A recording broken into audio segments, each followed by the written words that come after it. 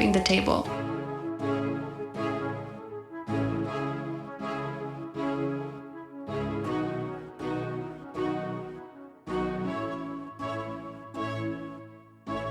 This is Michael, and it's Season 2 of Flipping the Table. This is a podcast featuring honest conversations about food, farming, and the future.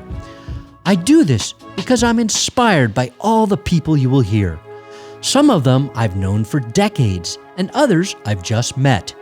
But each of them are creating the knowledge, the food enterprises, farms, and ranches that will make for a future that works better for us all.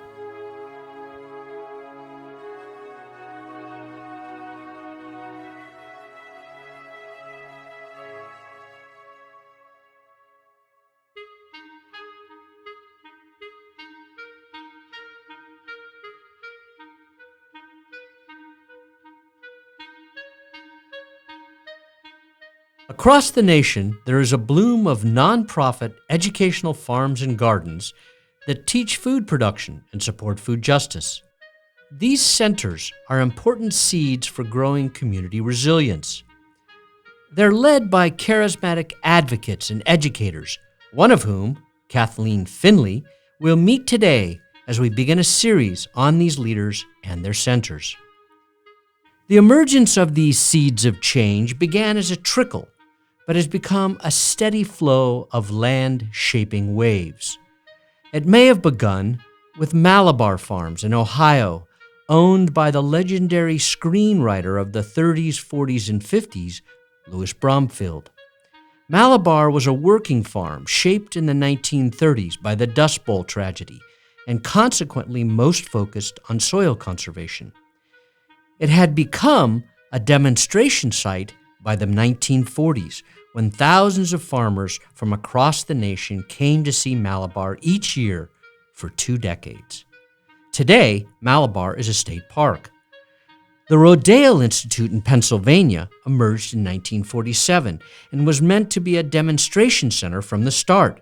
With its focus on organic farming, Rodale was revamped in 1972 during the time when the organic and back to the land movements were taking off.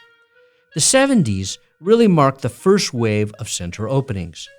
Another example from that first wave was the Fairlawns Institute, founded in western Sonoma County in 1974.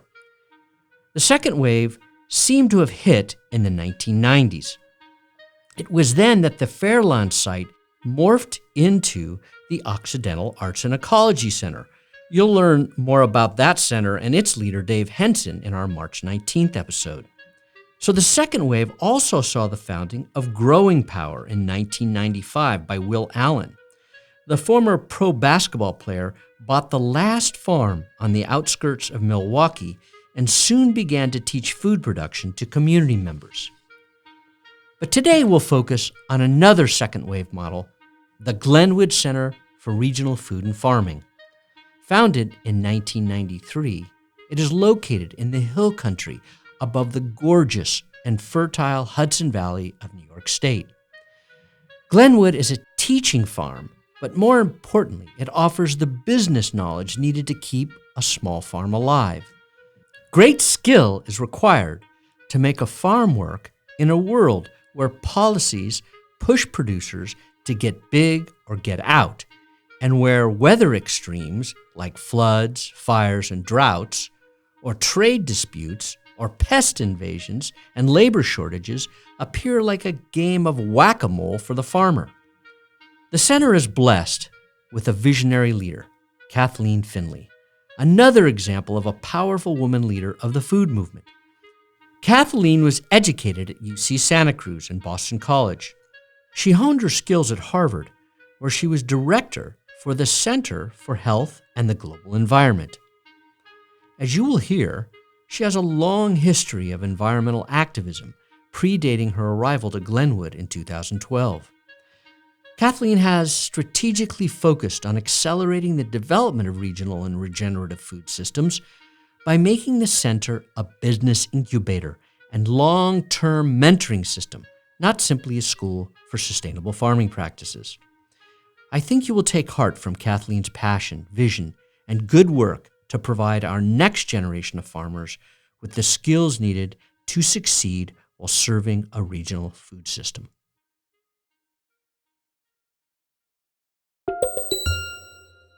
And it's a beautiful day. The sun is out. It's above 40 degrees. It's very nice. Which is better than it was a few days ago. Exactly. I was walking through Manhattan. It was 28 degrees. So anyway. Deep autumn, we're calling it. Yeah, it's gorgeous. So we're here to talk about you, your journey, the center, and the future. So why don't you begin, Kathleen, telling us how you got here, your arc?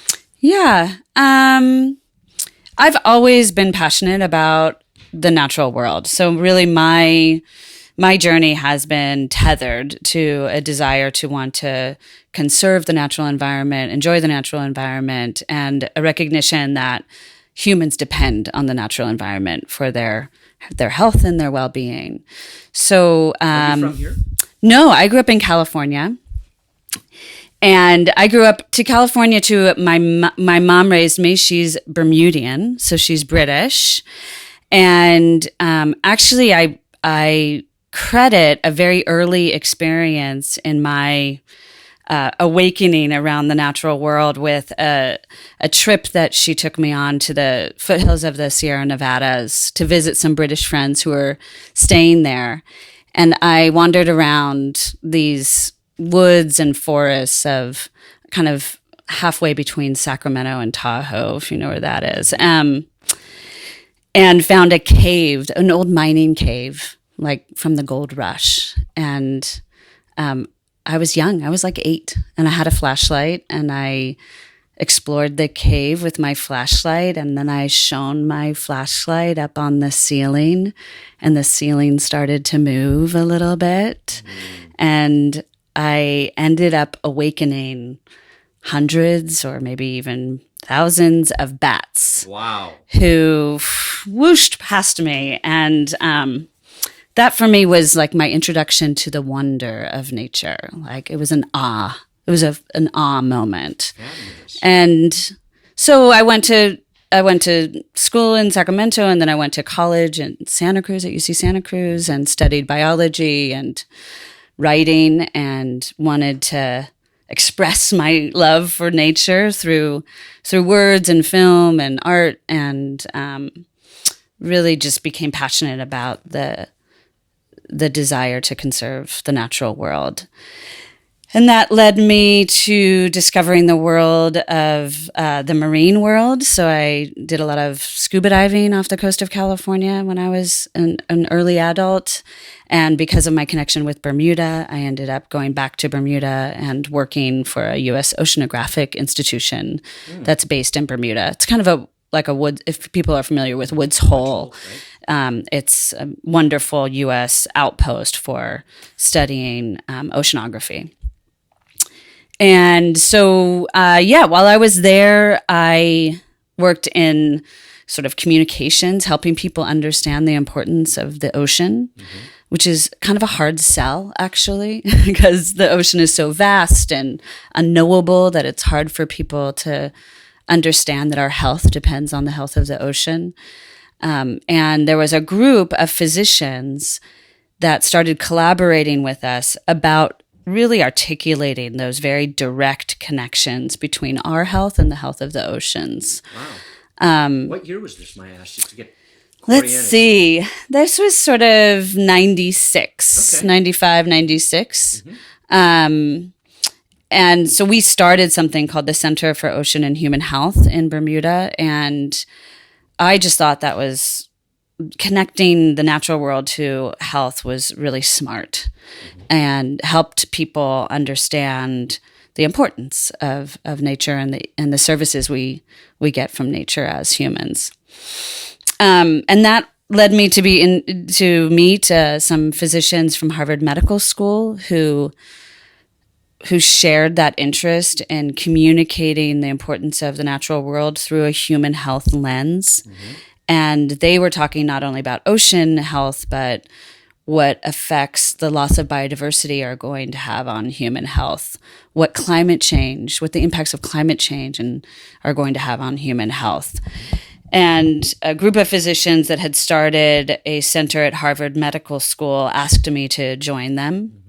And so I moved from Bermuda to Cambridge and Boston and started working with them on, again, on a sort of whole range of issues around the natural world and human health. And at some point during that work, I became really interested in food and agriculture as like an ultimate connector between the natural world and humanity, and helping bridge that gap in a very tangible way because we interact with food so necessarily. And it's can also be joyful, which I liked.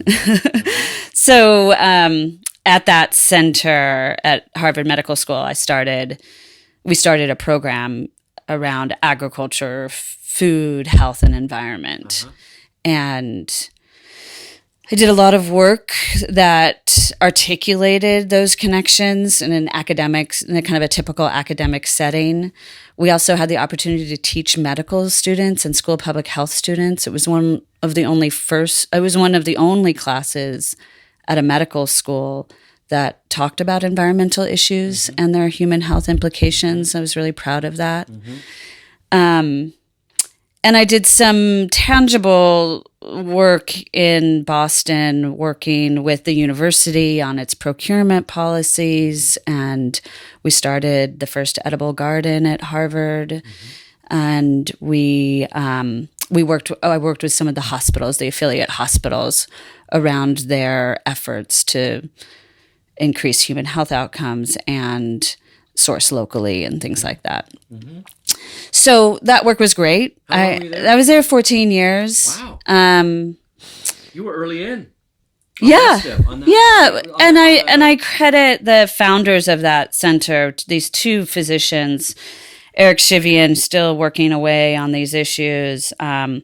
He won the Nobel Peace Prize for his work organizing physicians against nuclear war in the 80s. Yes. Yeah. He was okay, good. Yeah. And he's really one of the most well-known thinkers on the loss of biodiversity and the human health effects that's having. And Paul Epstein, who's no longer with us, but he again was keenly interested in the human health effects of climate change as an MD. You know Andrew Cantor? Yeah, I do. I grew up with Andrew. Oh, really? He's a friend of mine. I haven't we're Facebook connected with him in a really long time. He's a really great guy. Yeah. I worked in Nepal with him. Oh, great. 79, yeah. Oh, great. Yeah, it's a small world, those physicians they're sort of activist physicians. And Paul and Eric were incredible mentors for me and gave me a lot of freedom to explore and test and take risks and kind of see what would stick. So I had a great run there. And that moved you really into the food space. Yeah. Versus the agricultural space versus the oceans. Yeah. I mean, seafood was the first kind of connection. And then I got interested in land-based systems as well. Yeah. And then Paul passed away and Eric stepped down. So it was an interesting time to kind of think about what was next. And I knew the work of Glynwood.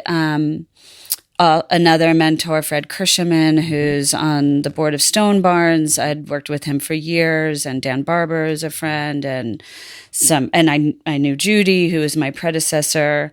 And it was just one of those things. You know, Judy had decided to retire, and so there was an opportunity here to lead this organization into its next phase. And I thought that for me, it was about really putting into practice what I'd been thinking about a lot for those 14 years, you know, on a sort of intellectual and philosophical approach. But what does it actually take to build a regional food system? What are the tangible elements and interventions practicalities? Yes, exactly. So that's really exciting for me to and you came figure here out in 2010? A little bit later than that. Yeah, I've been here about 8 years. So, 2011, I think was 2012 was my first year. Yeah. Okay. Yeah. So you've had a run here now, so you've probably learned a lot, seen a lot, around those practicalities. So let's dive into the center. Sure. So Glynwood Center for Regional Food and Farming. Our mission is really to promote this region as a food region so that farming can thrive. Mm-hmm. And we think regional is the appropriate scale of a humane and healthy food system. So what we're out to prove is that you can build a regional food system, one that promotes and encourages production from that region, is viable for farms, has a sense of pride and community that is connected to the food and landscape of that region. And all of that work we have these three approaches that we instill here at Glynwood. One is we need a new generation of farmers that are really skilled in farming for a climate future and farming regeneratively. Mm-hmm. So we train farmers as one of our kind of flagship projects here. We also use this site where we're sitting is a piece of property in the Hudson Valley that housed a family's estate. And so it has a number of buildings. We can overnight people here. We have places where people can take classes and do workshops. So Glynwood as a campus for learning about a whole range of issues that have to do with regional food and farming, mm-hmm. both for the lay public and for food and farming professionals and other professionals. Mm-hmm. And then our third approach is our most intense approach. It's really coalition building. Mm-hmm. And that can take many different forms, but it's bringing the stakeholders in one sector together to solve problems together and advance regional food from their particular perspective. Mm-hmm. So those are sort of our three strategies right now. Are you able yet to measure or to see the economic impacts? I mean, are you seeing it in the rebuilding of buildings and refurbishments, things like that? Absolutely. I mean, anecdotally, mm-hmm. we don't have the resources to do economic analysis mm-hmm. studies, but of course, orchards that were under threat are now producing cider apples that might have been sold to development. I mean, I hear that story all the time. We're saving orchards with this work. We're creating, cider tasting experiences. A lot of the cideries now have tasting rooms that are in old barns, old dairy barns, for example. That are retrofitted and renovated and brought back to life, that are now centers for the community to come together and feature this kind of iconic regional beverage. Mm-hmm. So you see it. Tourism is a huge, there's a cider trail you can go on in the Hudson Valley. That event alone last night, I'm gonna 500. Do that next time. Do it. It's really fun. Yeah. It's really fun. So that's our sort of oldest example. I'll just quickly give it a more contemporary. Yeah. So we formed a coalition of farms in the Hudson Valley that use CSA, which is a subscription model of distribution. Community supported agriculture. Exactly. And as I'm sure many of your listeners know, that type of distribution is really beneficial to a farmer, especially a new entry farmer, because they get their capital up front when they need it. They're scrappy. It's like not a lot of margin. So they need the capital up front, and then they share in the risk with their customers, for example. So all the CSA farms in the Hudson Valley doing a great job, but stretched, and things like getting the word out about their farm and marketing and getting new customers was not achievable for any single farm. So what we did was form a coalition. So over 100 CSA farms are part of that coalition. Together, we are able to launch a website that featured all of the farms. So you just go to one website and then you can find your farm. Very simple, but needed. We do a huge marketing campaign every year that features all the farms and encourages people to find their local CSA farm. We do publications that each farm can distribute about how to use your share and just promoting the share. We do CSA sign-up fairs and libraries and community centers so folks are exposed to CSA. Just a number of things that we're able to do together that no one farm could possibly achieve on their own. We were able to do some market research. What are the barriers to CSA? There are many for customers or potential customers, and helping the farmers understand those barriers and address them in their marketing strategy was really helpful. And then most recently, in a really exciting way, one of the primary objectives of the coalition, again, they are farmer-led. We compensate the leaders of the coalition so that it's not Glynwood saying, you should do this. It's really coming from the farmers working in collaboration with the other members. And right from the start, they wanted to reach new audiences with this, incredibly healthy way of eating and procuring food. I mean, the studies are kind of astronomical in terms of the decline of medical costs that accompany a CSA subscription. Wow. So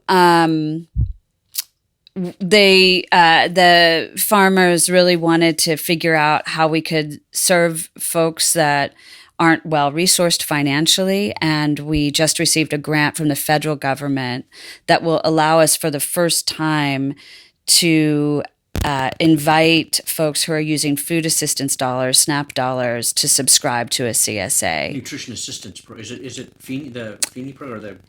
It's Gus Nim. Yes, yeah. And Gus was a mentor, a friend of mine, so it's personally very heartwarming to be the first recipient, one of the first recipients of that fund. And so, just for our listeners, Gus Schumacher was Undersecretary of Agriculture in the Clinton administration, and he had been secretary in Massachusetts in his day, and actually helped Roots of Change start its Nutrition Center program in California.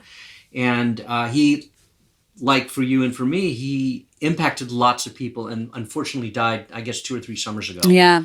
Suddenly and kind of very unexpectedly in his late 70s. And that was sad for us all. Yeah, really. But I'm glad you got that grant. That's fantastic. Yeah, it's so great. And it's a first for the country it's a very simple mechanism. It creates a loan fund that pays the farmer up front, and then the fund is reimbursed through the SNAP dollars that need to be spent biweekly. So it's just a mechanism that hasn't been tried yet. So we're going to try it here and see how it goes. But that couldn't have happened. My point is that couldn't have happened without first, 2-3 years of organizing to get this coalition of CSA farmers together, trusting each other, thinking about interventions they want to do together, where are their priorities. Mm-hmm. So that's like, again, so you guys were the catalyst. Right. You got something going, and then it's very democratic, and then people take their own lives, take their own future into their own hands. Yeah, right. Wonderful. Yeah, I mean that's an early coalition, so we're very central, but I imagine that it'll fledge one day and be its own association. Exactly. Good. And you can just, if I had a magic wand, I could name 5 more coalitions that I would start building tomorrow. Right. So, it's they take a lot of very attention, intense. Yeah, exactly. Yeah, so they're resource intensive. Right, they are resource but someone's got to do it. Yeah. Someone's got to do it, and that's really why Glynwood's important, I think. So let's talk next about the young farmers. Sure. Because as I mentioned to you before we started recording, that yesterday I was with Jack Algier at the Stone Barn Center, south of here, I guess, and That was the thing he was really thinking about. How do we get more farmers on the land? It's a huge Yeah. challenge. Yeah. So tell us about what you're thinking and doing in that realm. Sure. And it's great that you talked to Stone Barns. One of the most recent things that we've started here at Glynwood was to build a coalition, to build a collective of all the farmer training centers in the Hudson Valley. And so we are formally working together to make sure that we're complementing each other's work and really thinking about how best can we train and prepare the next generation of farmers in this region. That's smart. This is Michael. I just wanted to say how thrilled I am and excited that you're listening to Flipping the Table. These are the kinds of conversations I've wanted to share with people for a decade or more. So please like us, share with your friends, write a review, and subscribe.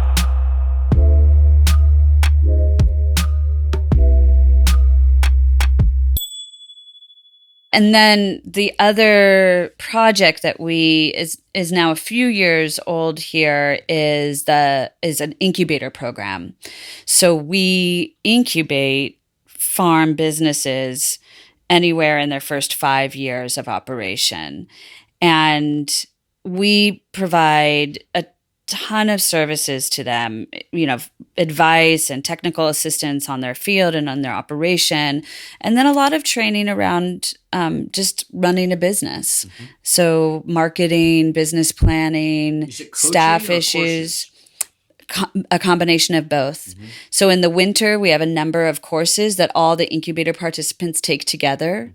And then throughout the season, when they're out on their farm, we go to them and we're tailoring our help and assistance specifically to their needs. Wow. So it's kind of like a co-op extension, but from a private source, Right. The center source. Yeah, and we work very closely with Extension. So sometimes it's a referral. Oh, you need help with this? Let me, let's call the Extension service. It'll come out. They'll take a look. But we're their sort of home for support. We all had lunch together earlier this week because they reported out on their season. And, the impression you get after listening, we have 7 farms in our cohort right now, is, farming is really hard. Really hard. So they shared their challenges and their successes. And, with support and guidance and inspiration and that peer learning, they're doing it. And they really, it was really wonderful to hear the credit to the program. And, this is, my wonderful staff run this program, and really wonderful to hear the testimony about how instrumental their mentorship and assistance has been over the last season. I like this a lot because for the last several decades, the co-op extension programs around the country have been defunded. I mean, in California, it's a disaster, really. Yeah. And because the farmers have needed this, because the research comes in and they need to get it out to the field. And so the fact that you're stepping in as an ally is really important. And to me, a good sign that, because in another way, it puts pressure on the co-op extension agencies and the research institutions to start to cater to the fact of your mission, which is to get these young farmers out there to farm regeneratively. So it's pressure on them to be more responsive to the needs and the vision that you have. Yeah, exactly. And, there are resources for that beginning level farmer training, but there's not a lot for that business level support. And that's the most challenging part, is it? I mean, it's make or break. Yeah. So talk a little bit about the kind of business expertise and training that you bring to the farmers. Like, what are they learning? I mean, is it finance? Is it marketing? Is it? Yeah. The first year, it's been interesting because we, of course, ask them what they need. And the answer is, again, it's different than what I can sit here and think a farmer needs, which is wonderful.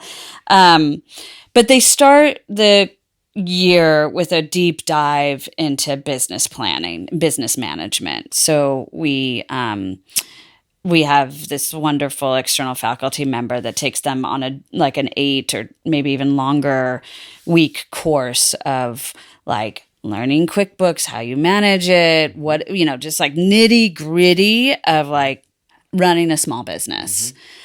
So that's kind of fundamental.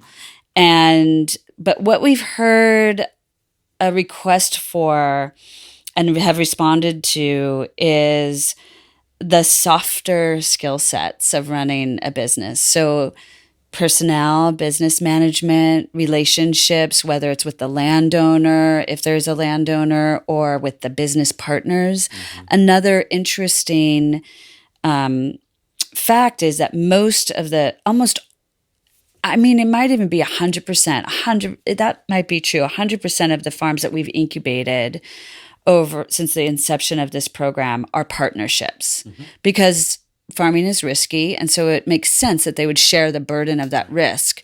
Also, it's hard for young people to get land. Right. So, which is a whole other effort that we do, is helping people get access to land. But that comes with challenges, right? What are the understandings? What are the commitments? Who's doing what? What's your role? And with enthusiasm, those things can be overlooked. So we have spent a lot of time this year talking about relationships and work relationships and how to best navigate them. We did a whole very popular session, multi-day session on nonviolent communication, really equipping the farmers with understanding and vocabulary about how to dialogue. Excellent. Yeah, that was great. As are many, a wonderful, holistic farmers who, want to address a lot of issues, and food is their way of doing that. It's a beautiful platform for doing that. Yeah. Well, this is very encouraging to hear this. Yeah.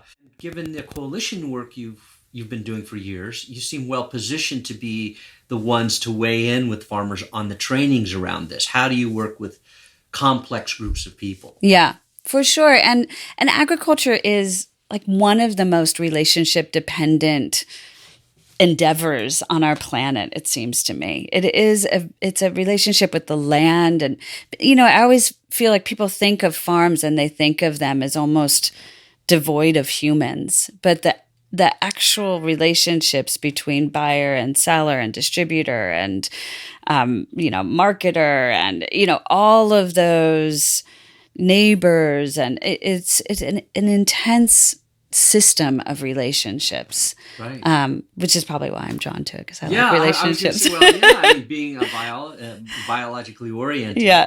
That's so. I met with Peter Hoffman for one of these the other day. And was a good friend. Yeah. So everybody, all of you, are really focused on relationship, and we were talking about the fact that Wendell Berry, that's really what his message is. It's all about relationships and repairing the relationships that were lost by the industrialization of agriculture and the community relationships, and this idea. And I think what you've described, I'm hearing, is this idea of reciprocal economies, where there's reciprocity, and it's a different kind of fairness and a common commitment to something that raises all boats. Yeah. And it seems like in the context of the nation we're in right now, that's a really important antidote. Absolutely. No question. Yeah. And so you must feel good when you get up in the morning. I feel great when I get up in the morning, as long as the newspaper isn't around anywhere. If I could just come to work and relate to my people, then I'm feeling, in this beautiful landscape. Yeah, I'm very lucky. It is. It's a wonderful, and that's the vision of the future, right? Is to share that innate joy of that kind of experience while we're kicking around this place, is to, when a person comes here for the first time to pick up their CSA share and talks to one of our apprentices or one of our farm crew, that is something meaningful. It's hard to measure what that is exactly, but it's something very good. It is. Yeah. It is. And this is probably a good segue to start talking about the future. First of all, I had just kind of so you've had the farmer incubation and training program, young entering farmers. For how long now, and how many farmers have you done, and what's your vision for how many you want to do? Great questions. The farm incubator has had 15 farms. Right now it's formally a 3-year program. So we incubate farms for 3 years. But every year we every year we sort of graduate and every year we're taking in. So we're going to bring on 3 or 4 more farms kind of now. And they'll add to the 7 that we have in this current cohort. Do people apply? How do they get in? Yeah, you apply. One applies. And it's like a bunch of conversations that happen. And then we, through that conversation, figure out if it's a good fit and what the needs are and how we can best help. And then we prioritize those who we think we can help the most. And then our apprenticeship program is also an open application process. It's open right now, actually. And folks apply from all over the country. We get more on the East Coast, but folks want to come to the Hudson Valley to learn how to farm also. And I need my cheat sheet to know exactly how many farmers we've graduated. I think it's close to 100. Wow. And of those, the majority, about 65%, are still farming. Well, that's really important to know. And more than that are involved in the food movement in some way. So many are working for nonprofits like Glynwood, but not as a farmer. So we feel really good about our program. And then, like I said, the exciting part about this collective is that we can really ask the question together with other farmer trainers, what do new entry farmers need, and how can we all meet those needs together? But really we're doing an extensive interview of past alums of all of our programs to see what really served them and what could have served them that we didn't provide. So we continue to refine our programming. Well, as you were speaking, as you were describing that, it made me think about the need. It would be great to have a federal program that funded that work.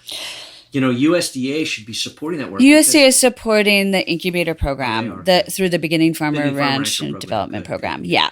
That program's too small in my mind. It's too small. I know. Yeah, you're right. There are lots of... Yeah, for sure. So let's talk about the future now. Okay. Where do you see your work, the center's work, and the future of agriculture? How are they all wrapped together? What's your vision around that? My vision tends to be regional because I'm making this case that that's the appropriate scale. Right. And the Hudson Valley has such tremendous opportunity. We still have a lot of viable working landscape here. We have this new generation that is philosophically inclined to practice humane and regenerative agriculture. We are proximal to New York City that has a growing appetite for good food. So it's about, I really think this coalition building and building these relationships is key to meeting the demand of that kind of food system and building the infrastructure, not just built bricks and mortar infrastructure, but the systems and alternative routes that need to be established in order to support a different agricultural system than the big U.S. conventional system. So for me at Glynwood, it's kind of like more of the same. It's like building those new ways of providing food to our communities and making them more efficient so that the farmers can thrive, can be viable businesses. And so that just looks like... Is that scaling? Is that what you're talking about? It's not scaling. I tend to think of it more as replicating. Okay. So, I think it's so ingrained in us to think, get bigger, get bigger. I feel like if we can build these networks and these relationships and and work collectively, that's really the That's how it key. scales. That's how it scales. You don't have to create a bigger and bigger institution. What you need to do is be creating the synergy with others. That's exactly right. Okay. And I just see that moving forward here, slower than I would like at times, admittedly, but it's happening. If I had unlimited resources, I could think of 5 more coalitions that I would start tomorrow. There's no cheese guild in New York State. There's no way for cheesemakers to think about collectively what legislation they need, what infrastructure do they need, what distribution systems do they need, what branding do we need. That's surprising because you produce so many great cheeses here. Well, yeah, but everyone is doing it on it. So there's no way for farmer market managers to get together, really, and do things like, let's make sure that we all have, we can all take SNAP dollars, or what's working at your market that I might be able to, those are the kinds of conversations that producers want to have. And, that getting together takes time and money and resources. So those are things that I just see we're going to do more and more, and it will lead to this just deeper and deeper ingrained food system regionally that is healthier on multiple levels. It's just a healthier system.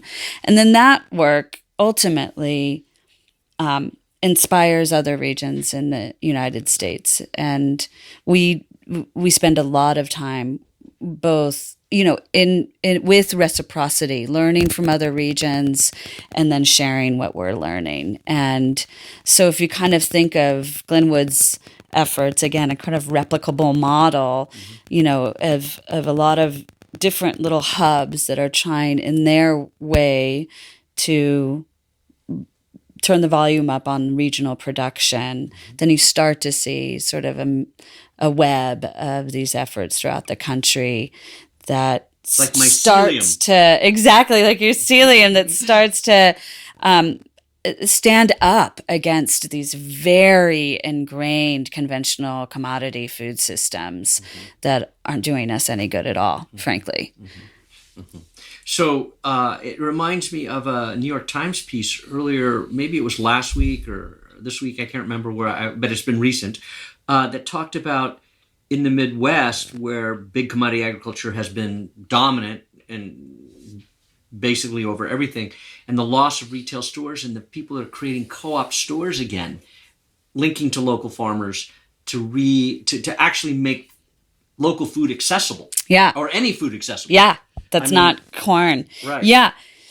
I mean, it's there. It needs a lot of love and help and support and attention. So I thank you for doing these podcasts. I mean, it's really, you can kind of feel it. It's a desire to connect with each other and with the land, and it's gaining steam. It's gaining. It does feel that way. Yeah. So you have a positive outlook for the future, it seems. I do. I mean, I have my moments, yes. But there was a great inspiration for me was a medical doctor when I was at Harvard. He was a mental health provider, and his name is Dadden Goodenough, and which is such an awesome last name, Goodenough. And he started this course that we taught for medical students. He gave the first lecture every year because he wanted to prepare the students for kind of the onslaught of negative facts that they were going to receive throughout the course. Like it's dark, there's this lot of illness, threats happening. And he just said this one thing, many other people have said it, but he said the only antidote to despair is action. And I just kind of keep that, just do something and you feel better. And wow. you feel more hopeful. Well, that's a beautiful way to end a very interesting conversation. Yeah. I really appreciate it, Kathleen. And Me congratulations on your great work. Thanks. And your meaningful life. And Thanks. Best of luck in all the things ahead. Thanks so much. Really appreciate it.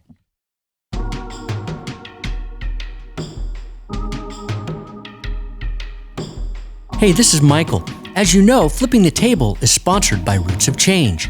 You can keep our program going by making a contribution to Roots of Change through our website, rootsofchange.org.